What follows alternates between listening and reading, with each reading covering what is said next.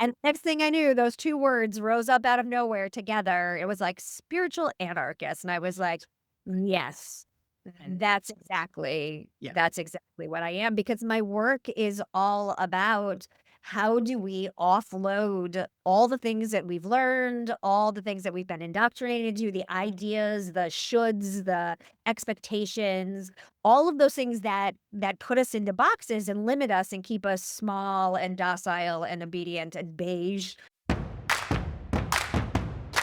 Welcome to Wild and Finally Fucking Free, the show for disruptors, rebels, and revolutionaries who know they're here to change the damn world.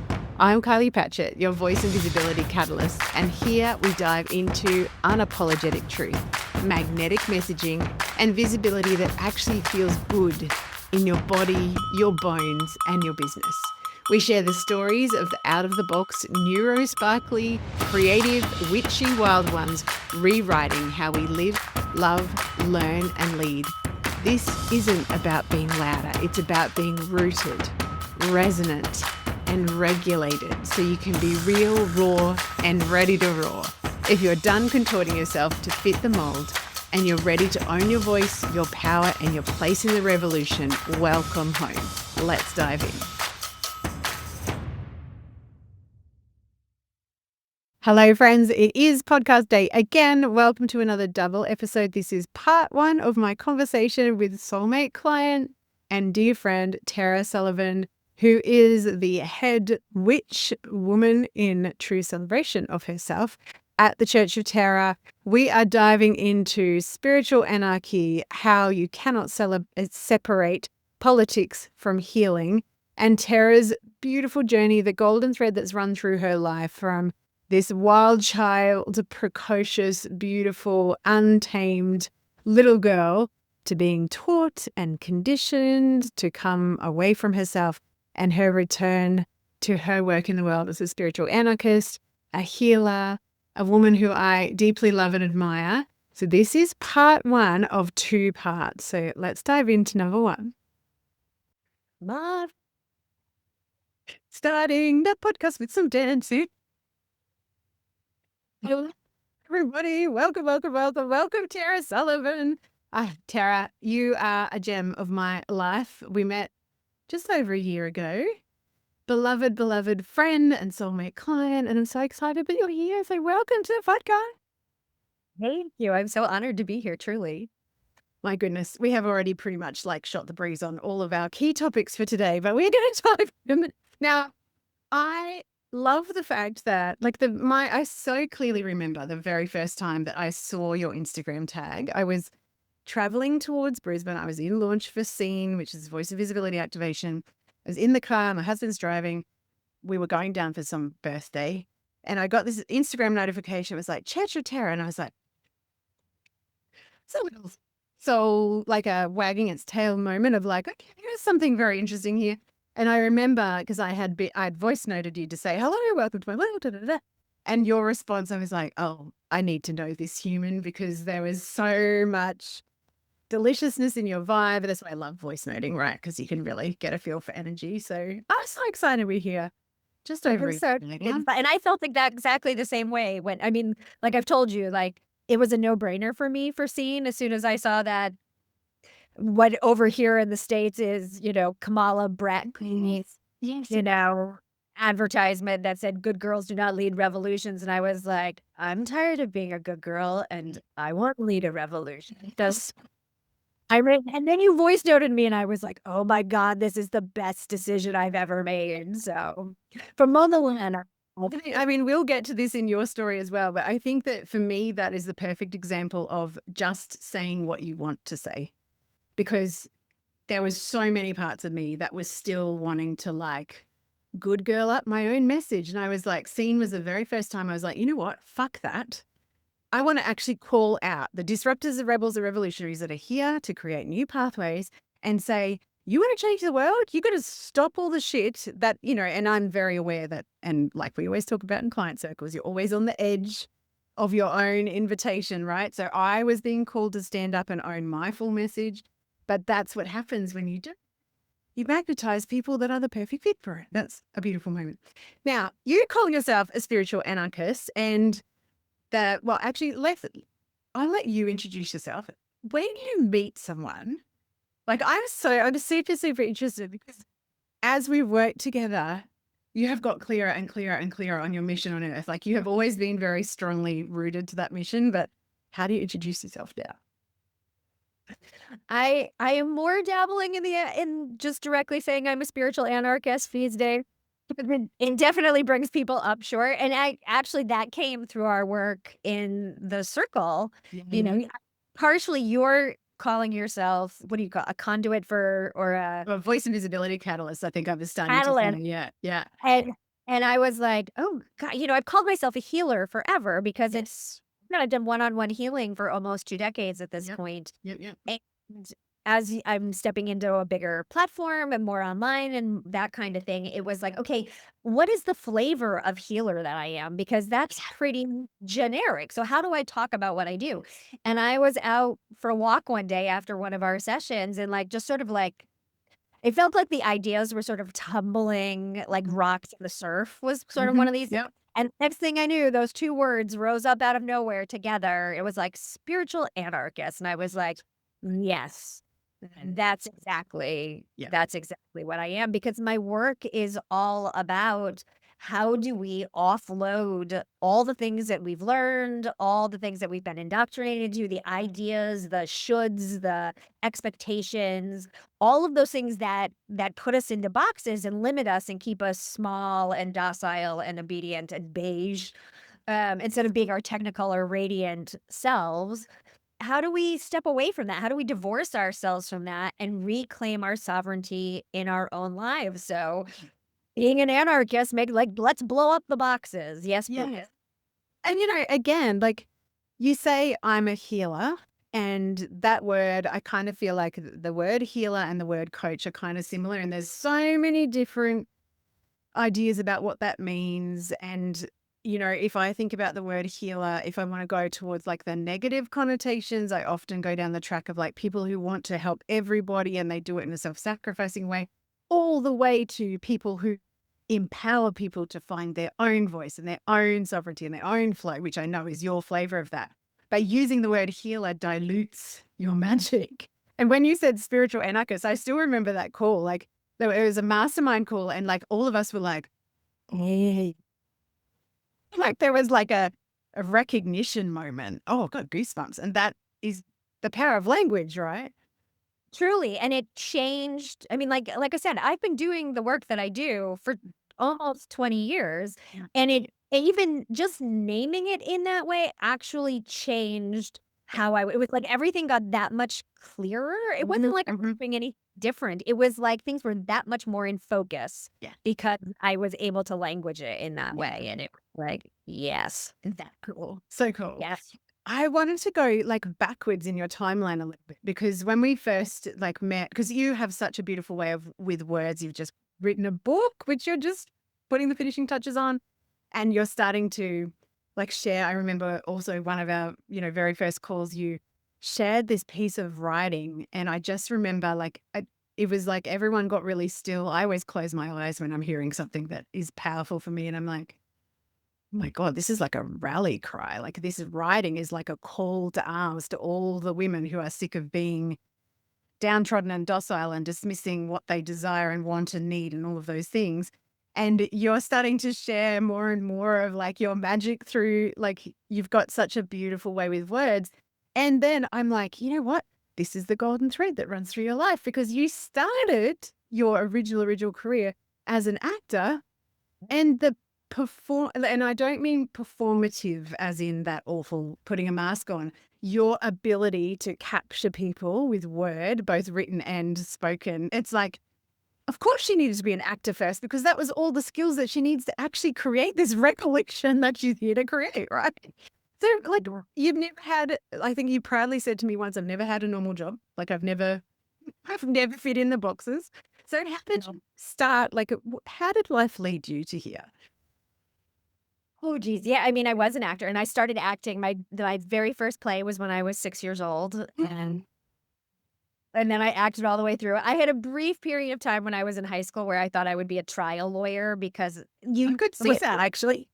it was still acting, but you got your Corvette sooner was the thinking. Yes, yes. Mhm. I was very fortunate. I had an English teacher my junior year, Yeah. Mrs. DiMaggio, and I'll never forget, she was having us write, like, practice essays for our college Yeah, yeah. applications, and she had us write our first one. I don't even remember what the prompt is, but I remember the day that she was going to return them, Yeah. and we were all in class, and she wasn't there yet, and she, like, came in right as the bell, and she's holding our papers and a cup of coffee in one hand, and she walked to the desk, and she dropped them on the desk with a thump, and Oh, she said, "You people disgust me." okay. She said, "You care more about money than you do about anything else." She said, "Let me tell you something. You are going to spend more time at your jobs than you will spend with your families. You're gonna spend more time at your jobs than you'll spend with your lovers. So you better love what you're going to do." And that Yeah, and then she said, "You know what? You couldn't pay me $1,000,000 not to be a teacher." She said, "I wish they'd pay me $1,000,000 to be a to be a teacher, teacher, yes. but not for $1,000,000 would I do Mhm, anything else." She said, mhm. "Find something that makes you feel like that." And I went home and I said to my parents, I said, "I've stop looking for pre-law programs. I'm going to theater school." Much to my The Mrs. horror. DiMaggio's, like, Totally. talk about spiritual anarchy right there, because she's actually not, because, the education system, at least in Australia, would say to us, it's all about getting to the best university to get the best paying job. It doesn't matter if you love it or not. It doesn't matter if it's your purpose or not. It doesn't matter if you'll feel like you're dying on the inside when you do it. It's the status, the money, the Nope. power, the blah, blah, blah. And it's like, no. And security, right? Like, I mean, over here, it's, make sure you have a good job with good benefits. You gotta have health somebody else paying for your health insurance. You have to Mhm, write all of mhm, those kinds of things, and the mhm. idea of, like, "Okay, I'm gonna go out there and be outside the box about those kinds of things. I'm gonna be an actor, I'm gonna be a killer, I'm gonna be." Oh, and my poor mother, when I finally got the show where I was doing 8 shows a week and I was paying the bills with it, and I had health insurance and paid vacation and all that kind of stuff, and she was so happy, and she was like, "You always believed, and I know I was always really afraid, but you did it." And then when I told her I was leaving the show to go back to school because I realized being an actor didn't make me happy, Yeah. she was like, "But you just got health insurance." Poor woman. God bless her. Glad. It's so funny. I got a lot of that conditioning. Like my dad was, 55 when I was born. So he was very old school in the, like, it's all about security and safety. And, you save up, you get the great Australian dream, own your own house, da, da, da. Like, and I realized, like, after he passed away, and I was making myself really wrong for some of the decisions I was making from a, like, what do I invest in? And I was like, oh, but I don't value the same thing that he does, so that's okay. Like, he very much was safety and security and routine, and I'm like adventure and wildness and freedom and also safety, like, there's definitely safety. And yeah, I had the moment where I was like, "Oh, it's okay. That's okay if I value something differently," but God, for so many years, alright. Well, and it's really interesting because I actually got a message from my parents too. At the same time I was getting this one about safety and security is also like find something that brings you joy. I mean, both my parents went to school, both of them, and in the helping professions and, Yeah. they raised a passel of people who are all helpers and healer types at this point. Yeah, So I went back to school. Is that when you studied, like, healing modalities? Like, what was that the next step or? So I went to school, I got a master's degree in creativity and spirituality. I did do I that. thought I was Yes, I gonna did. come back and I was gonna reform the theater. I was going to make it a kinder, gentler place. And then Revolutionary. yeah, yep, I was gonna do that. And I had been working with a healer myself for a couple of years who, like, hilariously, the very first time that I met him and I met him sort of sideways. I was working in a casting agency. Everybody in the casting agency saw this healer, and I Mhm. come from a family of doubting Thomases. So, like, we Yes. have to see fingers in the blood before we believe anything. Mhm. And so I was, "Healer, we'll see." And I ended up meeting him sort of sideways, and he said something to me that first time. I was like, "Fine, I'll come see you." And so I came in for my first session and we sat opposite each other across the desk and he Mm. said hello and I said hello. And then he starts like looking everywhere but at me. And I knew that he was looking at my aura. It went on for like a full minute, which is a really long time for someone to be like, For doubting Thomas. Yeah, like this, and at the end of that and he used to be an actor as well, and so he has a flair for the dramatic, and he, like, Yes. lifts off his glasses, and he leans across the desk at me, and he goes, "Hello, little one who can do what I can do." But I was not ready for it. My brain went, "No, I'm an actor." And I leaned back and I crossed arms over my chest and I said, "Well, it's my first time here, so I don't know what you do, but hi." Oh, I get like I don't get it very often, but when I get like in the presence of magic or a story of magic, I get like this feeling down my whole back body, like effervescence. And I just got that when it was just like, oh, he saw you from the very beginning. From the very beginning, and he was very patient, like, it took 4 years for me to get to the place of, like, "No, I'm not an actor." I go away to grad school, and even there was all this weird synchronous amazing synchronous stuff that was happening, even how I found the school was synchronous, Mhm. and so I go off to school, but I have this voice in my head that says to me, "This is great, and you need to do this, but you have to be back in Chicago by July of next year." Yeah. And I was like, "Okay," because again, lots of weird synchronous things, so Yeah. but I go went to California totally prepared for it to take me wherever it was going to take Yeah. Yeah. Yeah. Yeah. and it got to be, like, May, and nothing was popping as far as staying there, Mhm. you know, everybody had been like, "Oh my god, you solar-powered human, you're gonna get to California, you're gonna love it." Yeah. Yeah. And California, and the weather was fine, but I sort of found I'm an East Coaster, and we're kinda edgy, and California can be, like, so laid back, they're practically horseshoes. It's such a Yeah, different vibe. Oh my such a goodness. different vibe, and I found myself homesick for the first time ever, and it meant Chicago, like, it didn't mean Mm. where I had grown up. Yeah. In that period, like, I get this email from my healer's office saying he's teaching a class in energy healing and would I be interested? And honest to God, I signed up for that class not because I had any intentions of being a healer, but because I knew I was gonna need community to have the weird woo-woo conversations that I was having at school. Yeah. And it was starting in July, and wasn't that perfect timing? 'Cause I needed to be back in July. You already had the signpost from the universe. I think I was in that class, the first class that I went to, I think I was in there, like, 10 minutes, and it felt as if the sky opened up and I got hit with a l orange lightning bolt between my eyes and was like, "Oh, this is what I came back for." Yeah. And it was a 20-week course, and after 10 weeks, he took me on as his apprentice, and, Mhm. like, that was the start of that. Yeah. Yeah. Oh, so magic. So magic.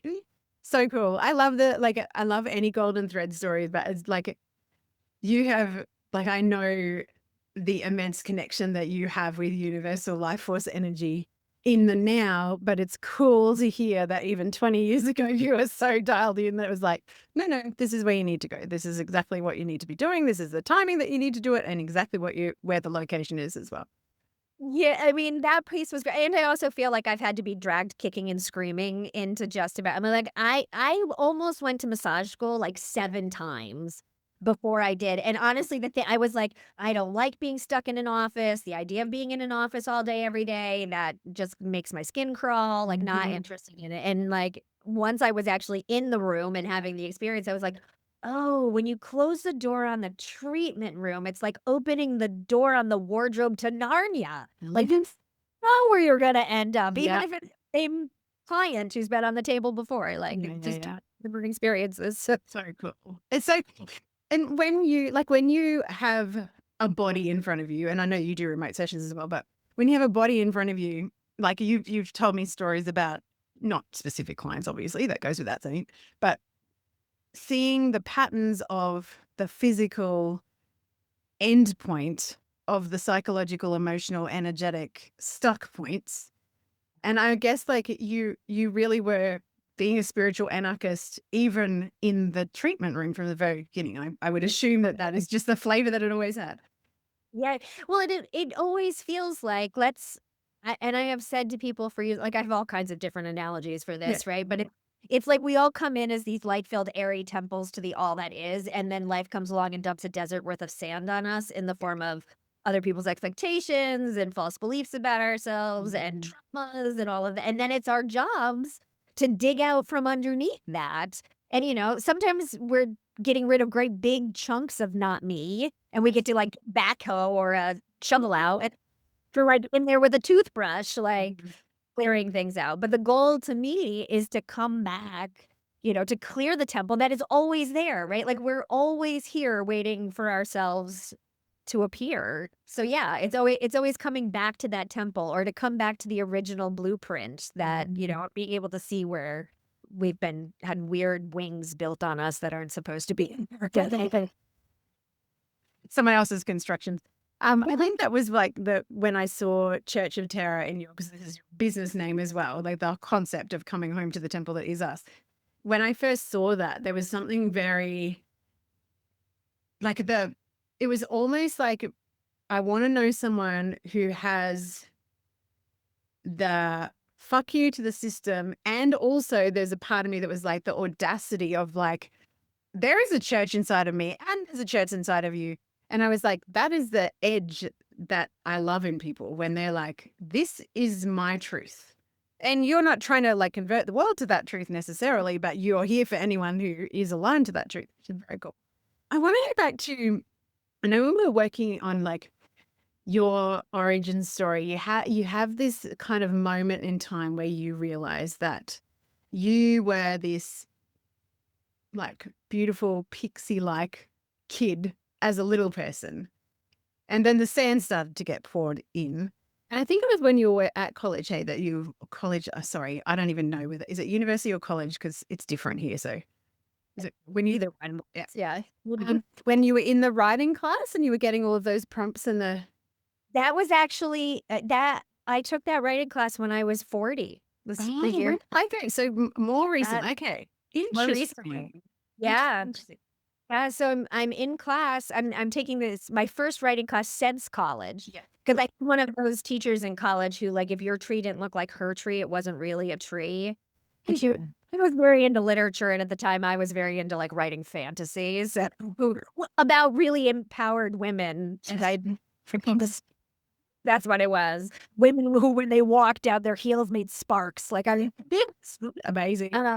so I'm taking my very first writing, and it happened like after this sort of horrific breakup that I went through, where I had sort of overgiven way too much of myself, and came to this place of like, the way for me to reclaim myself is through my own joy. And like, what is sexy and juicy to me right now? Like, I need to start doing things to like fill my joy up so that I can find myself again. And one of those things was like, oh, I really want to take a writing class. So I was taking this class. We call it live lit. So it's like writing for performance. Oh, cool. Yeah. So it's a little bit of both of the things. Yeah. And every prompt that the teacher gave, I wrote a piece from like 6 and under. And to the point where he actually looked at me at one point and was like, "Have you had a life since you turned 5?" Like, and I was like, "I don't know, but like whatever you ask, like this is where I come Where I to." go. Yeah. And like at some point it dawned on me that the reason that was because I was trying to reclaim who I was before I went to school and started all the indoctrination of, you're too much, you're too loud, you talk too much, you have too much energy, you have too much imagination, you play sports too aggressively for a girl, all of all of those kinds of things. And so that wild child that I had been, I mean, I have such memories of like hanging out the window of the car and like singing to the sun. And being very clear. I mean, I know I was a handful, like very clear about what I was willing to do and what I wasn't willing to do, and all of those kinds of things. And I mean, there's certainly some of that where I look at the raw material, I'm like, I can see why that needed to be shaped, but not squashed in quite Not the way. squashed. Yeah. Yeah. And I think too, like when we're in systems like the education system or whatever, depending on culture, family, community, whatever, receiving any message that's like your natural way of being is not the right way to be is so confronting. And of course, as little people, we have to choose to belong. Like we can't survive without the elders, the, people that are supposed to be our caretakers. And so unfortunately, often we learn to self-abandon and pretend that we're not. And it's so wild to me because the Tara I know now like feels the same energy-wise as like that ferocious, precocious, beautiful, just, I'm going to do whatever feels good. And so it's I don't know, I like, there's a part of me that wants to kind of go back in time and be like, woo, were you like then before you remembered? Because you feel like that to me now. It's very I interesting. mean, I think there were that if you had looked at me from the outside, there were a lot of people who would have thought that I was living that life. I Yeah. mean, like, I've always lived up to the edge of the boxes. Yes.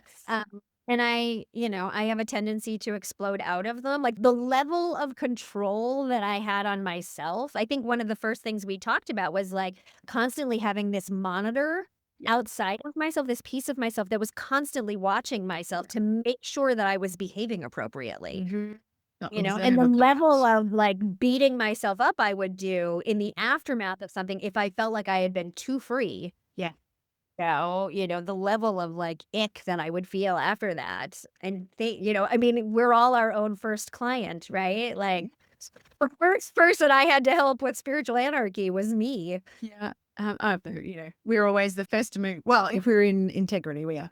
Put it that way. Right. I'm interested too, as you were going through, so you were already doing healing work at this stage. So as you're going through this realization yourself, did you also notice a shift or patterns in clients that kept on coming up around maybe not the same like wild child being covered up, but that same sort of like, here's who I really am, here's what I really want, but this is the way that I've taught myself I have to be. And how do they Yeah. show up actually? Yeah, the patterns, but also I love your kind of sense of like the impact that the internal oppression, like we've been oppressed by external, then we turn it internal. What happens with our energy and our physical body that really, it just like repeats the cycle, right? Reemphasize. The idea that we are our own jailers. I mean, I've really come to this place with the like, having language around it to understand, like, that inner critic part of ourselves that is constantly policing it. What it's policing is the edges of the boxes. Hmm. Right? Yeah. Like, anytime that we are on the verge of maybe stepping outside of the box, that's when the voices get really, really loud, and so for me, like, I've come to a place where, like, when my inner critic pops up and I love that you've named yours, and so then I had to go name mine, which is mine is Brittany, and she talked that to me, and she really, really, really wants me to be likable, and so It's like a mean girl. I mean, girl, she's and Brittany pops up when I'm at that place, and so when Brittany is there, I'm like, "Ooh, I must be really dancing on the edge of my own self-limitations, like, th thanks, Brittany, now go sit in the back of the bus." Is it good? You're You're welcome. I will listen to fine. you. This is like, that's, sorry. You go.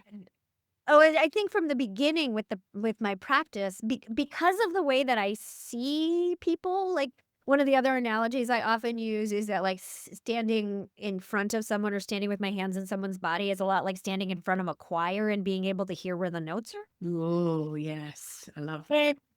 And my job is to sort of bring it all into harmony so that somebody's music can be heard clearly, like to tune the static out and Yes. the whole thing. But the piece of that for me that is like one step above that is that each of us has our own intrinsic music, Yeah. that is unique to only you. And Yeah. so from the very beginning, it was about how do we clean this up so the you of you can show up, like removing whatever it is that's causing that static. And so even though I couldn't have languaged it like that, that only Yeah. like the intuitive piece of me was always moving Towards towards that. that. Yeah. Yeah. So Yeah. cool. Yes. It just, to me, like it's the dissonance versus resonance thing. It's like, what is your true? Yeah, I really like that. I like the analogy of the choir because it's like, bringing some parts up and quieting down and clearing out the background noise and turning off the channels that are not actually yours to begin with.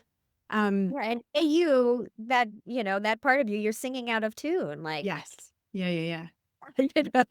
do you find it's like if you have a new client come to you and in their mind, like maybe they're the doubting Thomases that we were talking about, which I definitely was when I first came across any alternative medicine, very much so.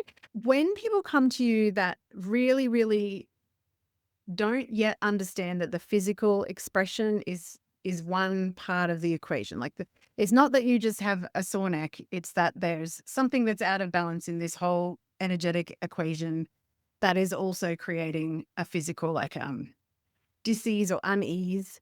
How do you how do you put that into words to help people? And I know maybe it's different for different people, but I'm interested to, because I love your love of language. I think it's going to be helpful for people to kind of understand it. I tend to meet people where they're at. So the people who show up and think that they're just there for body work, I mean, I have a first time spiel that I always run people through Yeah. because I run energy while I'm doing body work, and so Yes. it makes things different than your typical massage. Yeah. Um, and so I always tell them, like, these are the things that can happen. Like, I'll say, sometimes people will tell me my hands feel really hot. Hmm. You may feel a vibration coming through. It happens in two different directions. You may be releasing something you don't need, or something not quite vibrating where it's supposed to. So we just nudge that back into its proper tack. And I always tell them, if there's a pocket of old stuck energy and there's something that, you've been holding on to for a while. And I always assure them that all of us have them. Yeah. And for full of us. For me, that could be like circling the landing field and waiting for the clouds to open. And so when it happens, it tends to happen pretty suddenly. And for me, run everything up and through me. And so it's like I have my mouth fastened around a fire hose. So they might hear me go, or boom, or boom, or idea or weird phrases. And I'm always like, it doesn't hurt. It's Yes. fine. It's fine. I'm just a conduit. But my head's a little magic 8 ball-y. So if things bubble up and like knock hard enough on the inside of my head, I'll ask, does this mean anything for you? Or, Yeah. and I open up the invitation if they see any colors or they have visions. Cool. And I also and I'm like, and none of that may happen. This may be 90 minutes on the table and you're just gonna get up feeling lighter and brighter and more able to be you Yeah. in the world and feeling delicious in your body. So like wherever you're at, however you walk It's out. perfect and correct. You were wondering too, so you've been doing this work for a couple of decades. At what stage? Because I think the other thing that we talked about that very first day was the fact that you already had an in-person coven, and you were talking about like you wanted to expand the reach of the work that you do in that kind of circle to like a world stage. And I'm like, how did that come about? Like, when did you also go, okay, I'm going to come out of the broom closet as well? And also your definition of witch too, because I love that Yeah. specific. So my definition of where I've come to, which is actually part of the story as well, Yeah. a couple of years ago, and this was actually after I had started the coven, so we could start there. Yeah. So I had done some sort of ritual stuff and things like that. We'd had a women's circle down at the office that Mhm. had disbanded, and I had really enjoyed the ritual Yeah. leadership part of it. I actually considered when I was leaving theater, I actually considered going into the ministry. And so the idea of creating experiences for people to have that Yes. connection, like that Connection. part of it was Yeah. very Yeah. Yeah. interesting. So I had started to sort of do ritual here at my house when I felt like it. It was sort Yeah. of like it would happen every now and then. And it's funny because I hadn't quite put this together until this moment, but actually politics drove the decision for the coven to become an every month kind of thing because here in the States, Brett Kavanaugh, who is now one of the Supreme Court justices, was up for confirmation and he had been accused pretty credibly of sexual abuse. And it was very clear that they had not followed up on anything. I mean, there was all kinds of things that came out afterwards as far as them not having done their due diligence on him. Yeah. And he had a meltdown and like screamed and raged and cried and every woman I knew was, like, watching this, waiting to see. I mean, we'd had Harvey Weinstein, like, earlier in the Yes. year, and that was a Yes. huge celebration of, like, "Oh, they're finally gonna listen to us," and Finally. here's this happening at this level, and then they confirmed him. Yeah. And I have never in all my years of practice like, usually when big world events happen, the phones at the office ring off the hook. Yeah. The phones went silent for, like, 3 weeks, Hmm. and, like, all of the women were, like, just getting through their lives. Like, it was like, "I can't even begin to process this because I'm gonna come unglued." Yes. Yeah. And so I did a ritual. I invited people to come and we did a ritual around it and like giving people some space to talk about their own experiences of being sexually abused and all of those kinds of things. And I thought to myself in that moment, I was like, we need a space like this to be able to have these conversations and in this sort of like ritual container on a more regular basis. And And then my brain was like, "Well, Sullivan, you spot it, you got it." Yeah, So exactly. well, that Well, I like that. that was in October, and the coven became a regular thing in January. Wow. Yeah. I like, didn't realize that it was politically because I like, you're going through I mean, the whole world is going through wild times, but particularly, of course, with the weird orange man in office, once again, doing harm to all and sundry. And I've watched it's like the political climate sharpens your words, sharpens your drive, sharpens your like, we have to, like, the change is not coming from external. No one is coming to save us.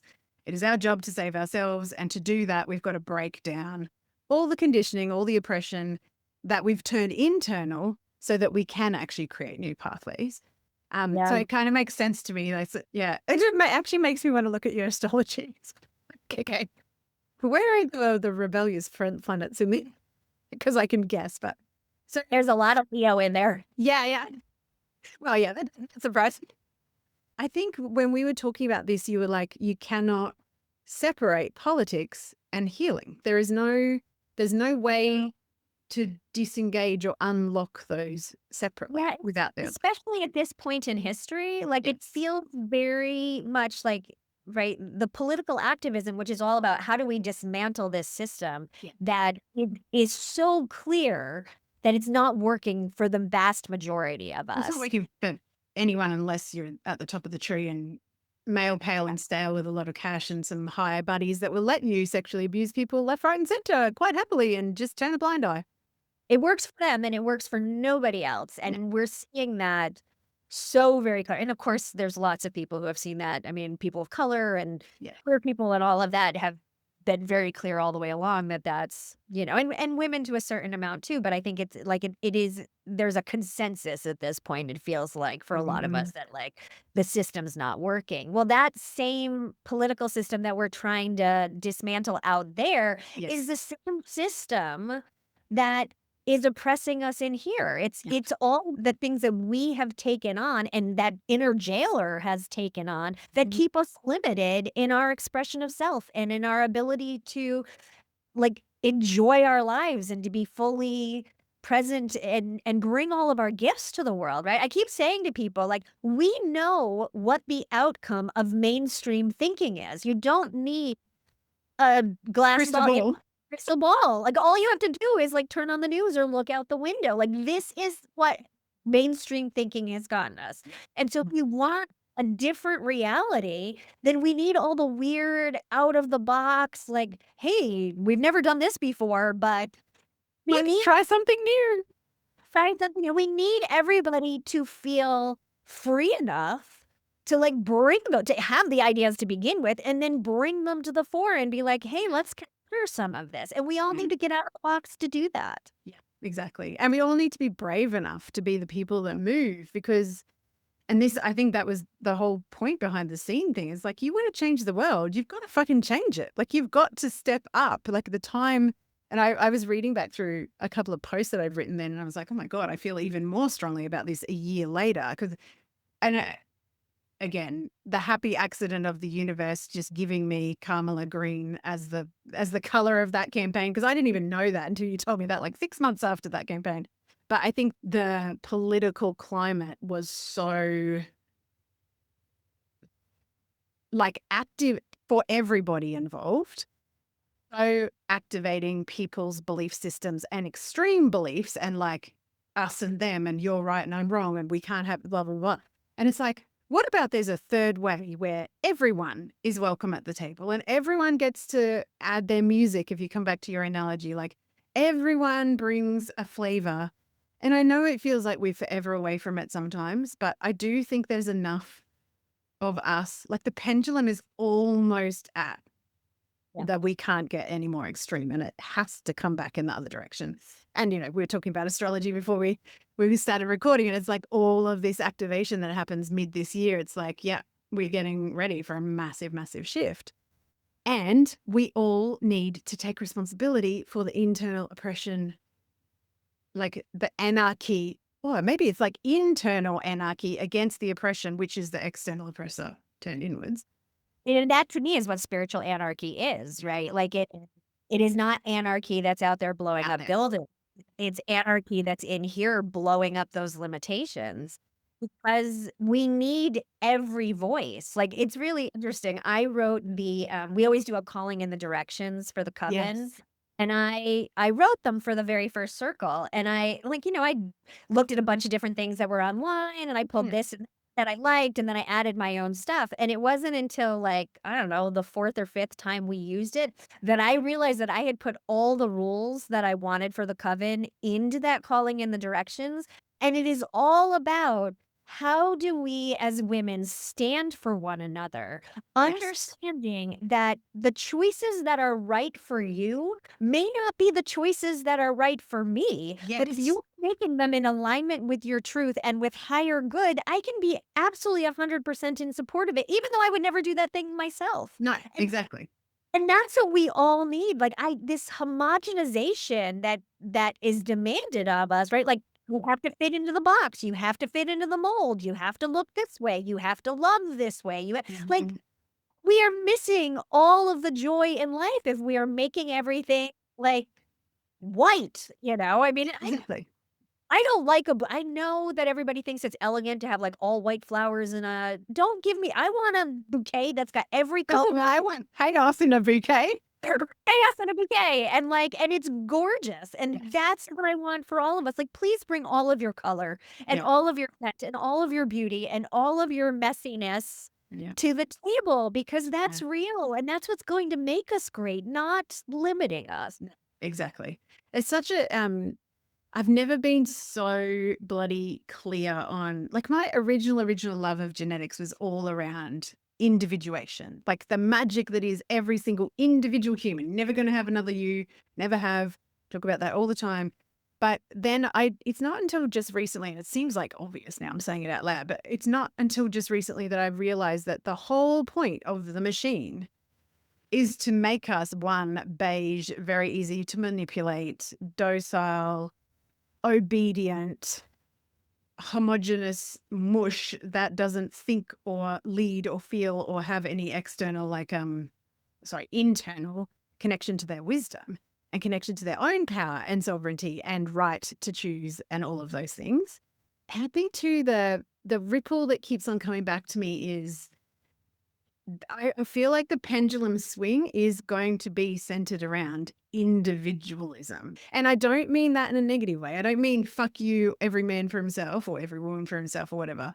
What I mean is celebrating the differences and needing all of, yeah, every single color and chaos in the bouquet.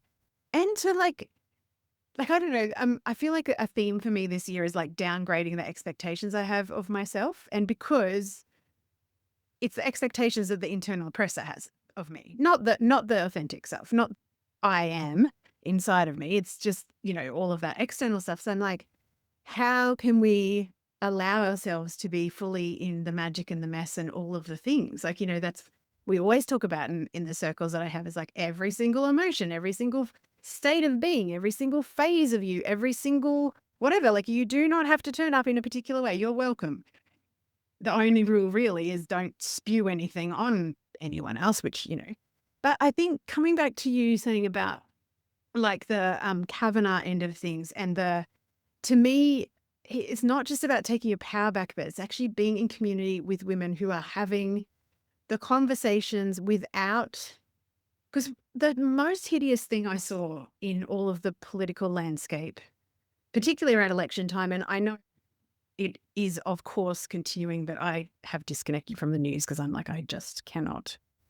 But it was that terrible. You are a bad person because your view does not align with mine, like that. And you're just like, but you can't have that opinion of other people without doing damage to yourself. Like you can't do it outwardly and not be doing it internally. So how do we like loosen all of that up? But when you're talking about community around the Kavanaugh thing, it's like having community. And I would say for all individuals, but particularly women, where you can talk about things that you maybe have not spoken about before or need to just get external to voice process and come to even what you are feeling about it. Because I think the extremism, it's like pick a camp and it's like, I'm an individual human and there's lots of nuances about how I think and feel about lots of different things. And to have communities like what you have with Coven and what you're creating online, where people are welcome to come as with whatever opinion that they have. And exactly like you said, yes, I may not agree necessarily, and that may not be my choice, but I'm not going to make you the enemy if you don't align 1,000%, because then that's just more oppression. Like we're just creating more of the same. Thanks for tuning in to another episode. If this episode lit a fire in your body, in your business, deep down in your bones, please take a moment to drop a rating and review so more rebels just like you can find us. And don't keep this goodness to yourself. Share it with your disruptive rebel and revolutionary friends who are ready to roar right alongside of you. Until next time, stay wild, stay unapologetic, and stay fucking free.